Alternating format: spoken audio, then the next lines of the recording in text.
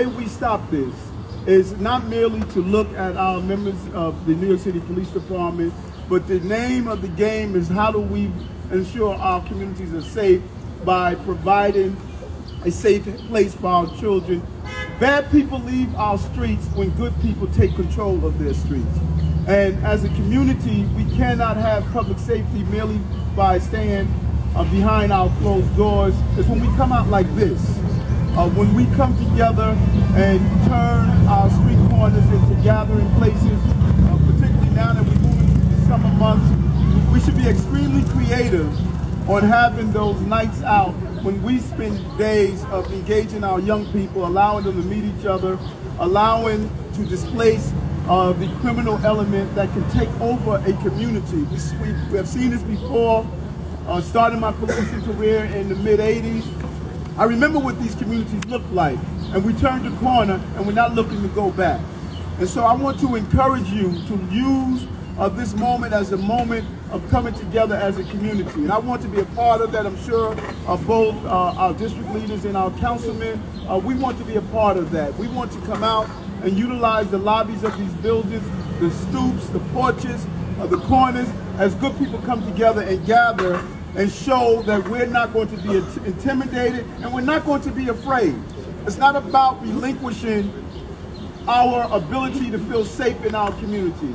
Because once we do that, we turn our community over to the element and the energy of those who want to create that. Terrorism is more than people who plant bombs. Terrorism are those who create terror by creating acts of violence and the over-proliferation of handguns in our community. And to our parents, we must be very clear.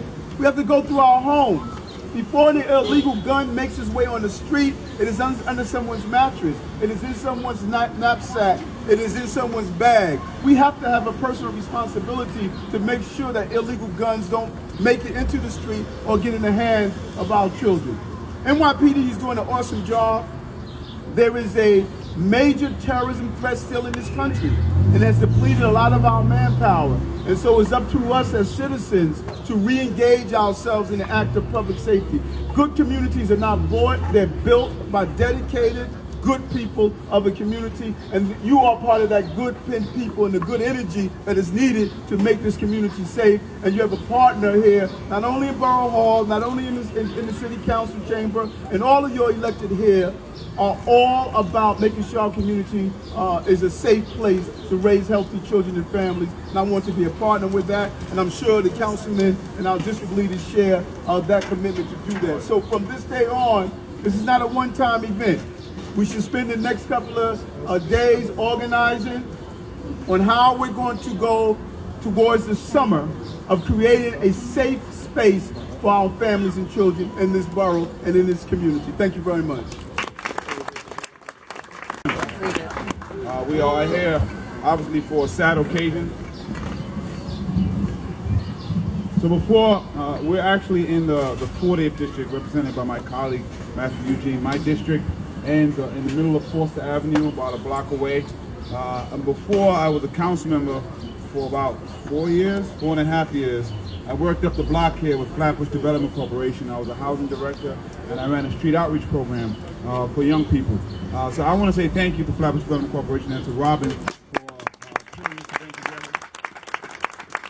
It's important that we have community responses to violence. Too often, someone is shot and someone is killed, and we continue our daily life as if nothing has happened, as if that should be the norm in a community. And so what we're doing tonight, first and foremost, is the community is saying that we care that one of our young ones has died. We care. And I'm thankful that some of the family members came today. Thank you. I know it's so hard, and there's an amazing strength that I see in families that they're able to come out and lend their support as the community tries to deal with this horrific issues of gun violence. So I want to make sure our prayers also are with the family members that are here and the family of Raphael Curtin. Did I say his name correctly? Raphael Curtin. We want to make sure we say his name, because very often when they transcribe the information in the media, they become a statistic.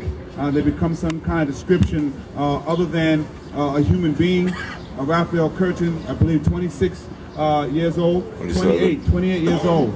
had a whole life ahead of him, has been taken from us.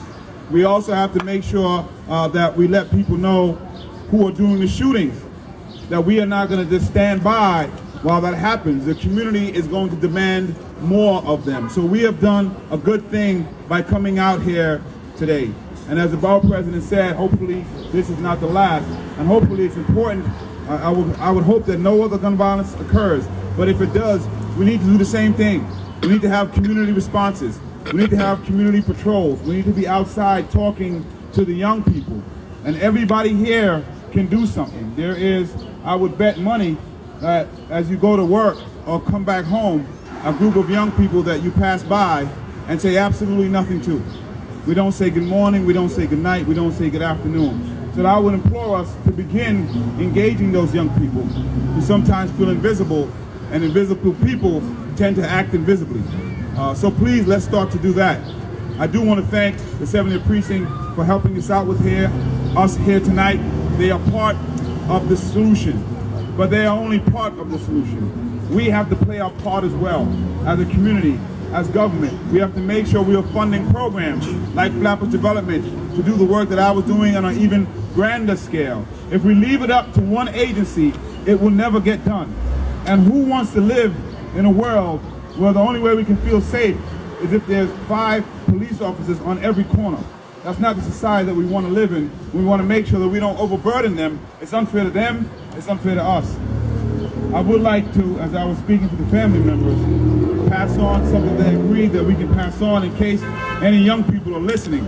They don't always show that they are listening, but we know that they do. We are asking, and I'm asking on behalf of the family, not to respond in kind, because the gun violence spreads like a disease. You have one, and then another, and then another. We want to make sure that it stops right here, that whatever beef or issue caused this ends right here, because it doesn't need to continue, because then someone else dies, and then we have another one of these, and then we have more family that hurts. It's not a video game. You don't come back to life. You are destroying communities, and we have other ways that we can deal with this. So I hope that you get that message if you hear it, and I hope that you pass that message along to your friends who may be thinking otherwise, because we know they're angry and we know they're hurt, and we want you to bring that hurt to us so we can help deal with it, whether it's Flatbush Development Corporation, whether it's the elected officials, whether it's the borough president. Please bring that to us and we can help you. But I hope that the message here tonight is that the community will not stand idly by while this goes on, and that we'll pass the message that we're hoping that this shooting will be the last of this beef and of this issue. And let's remember Mr. Curtin in our prayers and his family. Thank you.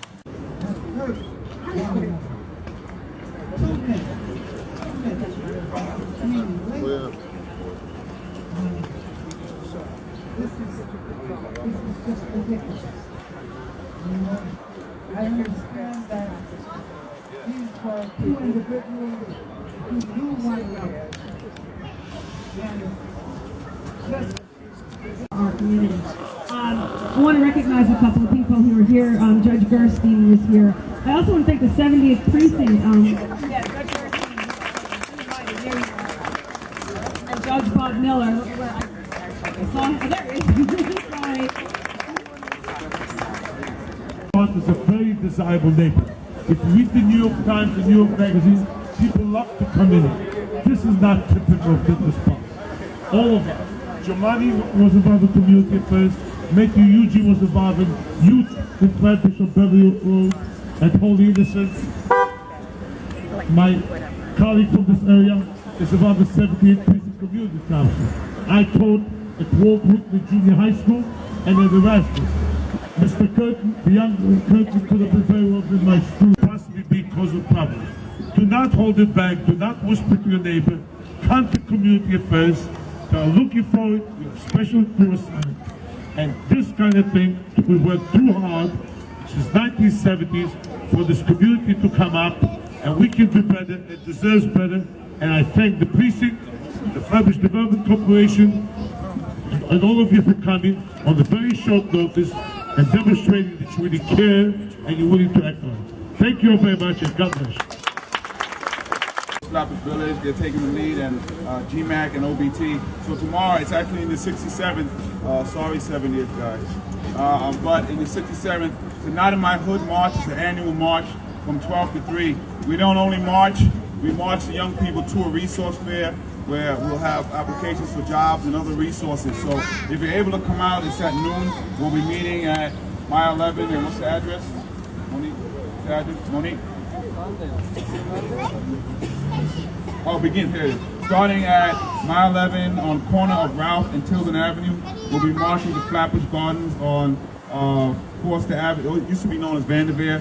Forster Avenue between New York and Brooklyn Avenue, and we'll have a resource fair from 3 to 6 p.m. So please come out if you're able to. I think we're also trying to see if there's any clergy members.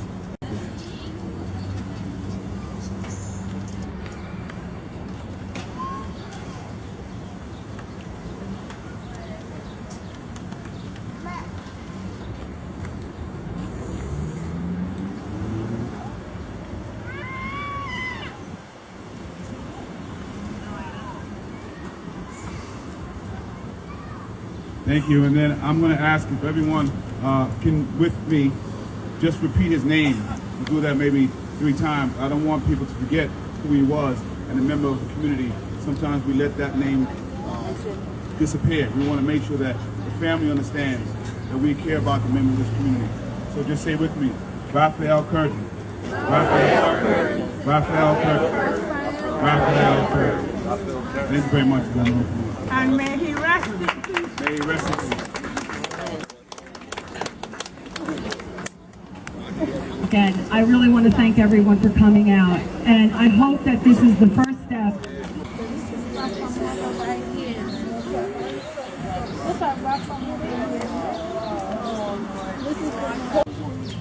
Two years ago, with a guy, and the guy come back to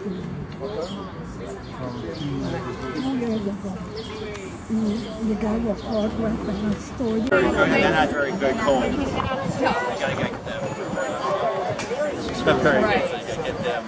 My friend was like.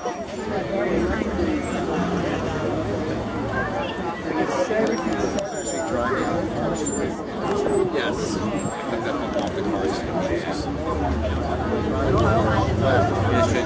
No, I'm gonna call them. No, when we're driving. No, call them. Oh yeah. Facing.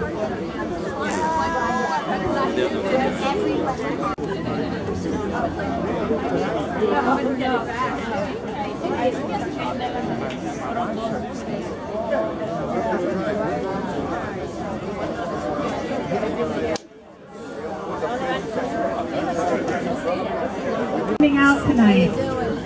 This has been a particularly hard week for Flatbush. Obviously, we had a fatal shooting on Tuesday, followed by another shooting a little bit further up Newkirk on Thursday, last night. We've had, a Molotov cocktail thrown in our business down the block. We've had a hold up around the corner.